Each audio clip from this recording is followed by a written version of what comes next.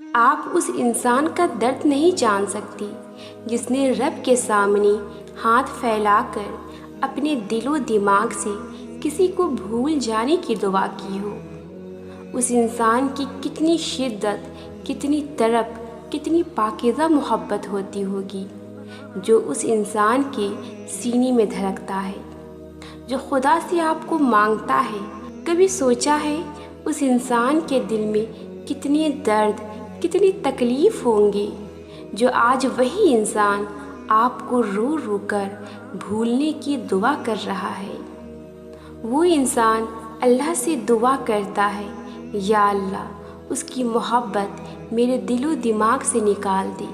کبھی سوچئے گا بیٹھ کر کہ وہ انسان آپ سے اتنی محبت کرتا تھا کہ وہ اللہ سے آپ کے لیے محبت مانگتا تھا۔ کبھی آپ کو محبت ملے تو اس انسان کی محبت ضرور یاد کیجیے گا۔ اب وہ لڑکی کہہ رہی تھی، مجھے اب لگتا ہے کہ اللہ نے مجھے بہت پیار سے بنایا تھا، وہ مجھے کسی ایسے شخص کو سونپنے پر تیار نہیں تھا جو میری ناقدری کرتا۔ اتنے سال گزر گئے، اللہ نے مجھے ہر کسی کی حقیقت بتا دی، ہر شخص کا اندر باہر دکھا دیا، اور اب میں اس مقام پر ہوں کہ اللہ تعالیٰ کے سوا میرا کوئی اپنا نہیں، باقی سب جھوٹ اور فریبی رشتے ہیں، منافقت سے بھرپور۔ کسی نے سوال کیا، جب ہم کسی انسان کو بھولنا چاہتی ہیں، اپنے دل و دماغ سے نکالنا چاہتی ہیں، اس کی سوچ سے بھی نکلنا چاہتی ہیں، مگر پھر بھی وہ ہماری سوچ سے کیوں نہیں نکلتا؟ تو میں نے جواب دیا کہ آپ اپنے دل کو پاک کرو، استغفار کی کثرت کرو، اللہ تعالیٰ تمام گناہوں کا میل دھو دیں گے دل سے۔ جب اس کا خیال آئے تو آپ تکبیر پڑھنا شروع کر دیں، اللہ اکبر، اللہ اکبر، اللہ سب سے بڑا ہے۔ بے شک ہر خیال سے، ہر سوچ سے، ہر جذبے سے، ہر محبت سے اللہ بڑا ہے۔ جب آپ یہ سوچو گے تو باقی سب اس کے آگے چھوٹا لگنے لگے گا۔ ہر سوچ، ہر جذبہ، ہر محبت ماند پڑ کر دبنے لگے گی اللہ کے آگے۔ پھر آپ کا دل صاف ہو جائے گا اور پھر اس قابل ہوگا کہ آپ کے دل میں اللہ کی محبت پیدا ہونے لگے گی، اور اللہ سے دعا کیا کرو کہ یا اللہ جو چیز میں تیری رضا کے لیے چھوڑ دوں اس میں دوبارہ مبتلا نہ کرنا، اور اپنے دعاؤں میں صبر بھی مانگو۔ جو شخص آپ سے محبت کرتا ہے وہ آپ کو ذہنی اذیت نہیں دیتا، وہ آپ کی غلطیاں نہیں پکڑتا، وہ آپ کے سامنے کوئی ایسی ڈیمانڈ نہیں رکھتا جسے آپ پورا نہ کر سکیں، وہ آپ کو پریشان نہیں کرتا، اداس نہیں کرتا، وہ آپ کو سمجھتا ہے۔ اللہ جانتا ہے کہ تمہارا خاموش دل کیا چاہتا ہے، تم اپنی دعاؤں تک میں جس کو نہیں مانگ رہے وہ بھی اللہ جانتا ہے۔ وہ تمہارے سینے میں چھپے ہر درد کو محسوس کرتا ہے، وہ تمہاری ہر سرگوشی کو سن رہا ہے۔ ہو سکتا ہے تم سمجھ رہے ہو اس وقت وہ تمہیں جواب نہیں دے رہا، مگر وہ تمہارے لیے بہترین منصوبے بنا رہا ہے۔ بے شک وہ بہترین کارساز ہے۔ اپنے جذبات کو اپنے اندر رکھنا سیکھیے۔ کوئی توجہ نہ دے تو توجہ کی بھیک نہ مانگے، کوئی بات نہ کرے تو 10 قدم پیچھے ہٹ جائے۔ یہ دنیا آپ کے محض جذبات کو آپ کے منہ پر مارنے میں ماہر ہے، اس لیے اپنے آپ کے ساتھ خوش رہنا سیکھیے۔ کچھ رشتے اللہ خود ختم کر دیتا ہے تاکہ ہماری زندگی خراب نہ ہو۔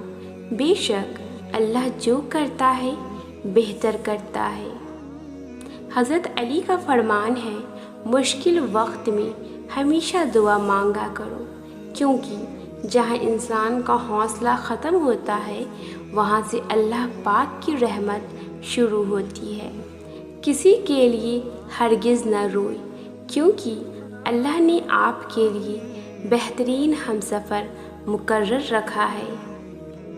یہ آنکھیں جو تمہاری رات بھر روتی ہے، سسکتی ہے، ہزاروں غم رات کی چادر میں اللہ کو بتاتی ہے، ہزاروں سوال اللہ سے کرتی ہے، انہیں کرنے دو، انہیں رونے دو، غم کو باہر آنے دو، سارے دکھ درد کو آزاد کرنے دو، زندگی کو پھر سے محسوس کرو، جینے کی نئی امیدیں پیدا کرو۔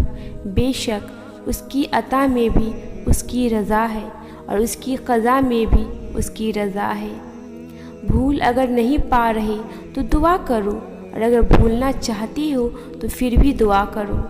اللہ سے نا امید نہ ہو، اللہ پر یقین رکھو اور اللہ سے ہر وقت مانگتے رہو۔ جو تمہیں چاہیے وہ تم تک لازمی پہنچایا جائے گا۔ اگر کچھ چاہیے تو اللہ پاک سے مانگو اور بار بار مانگو، کیونکہ وہی دے سکتا ہے۔ اگر وہ چیز آپ کے حق میں بہتر ہوئی تو مل جائے گی، ورنہ اللہ پاک آپ کا دل موڑ دیں گے۔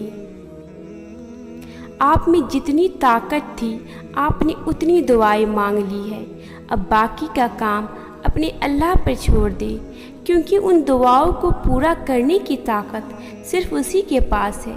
جو اللہ کی طاقت پر یقین رکھتے ہیں ان پر وہ اپنا خاص فضل کرتا ہے، اور یاد رکھو اللہ کا فضل ہمیشہ موضوع کی صورت میں ہوتا ہے۔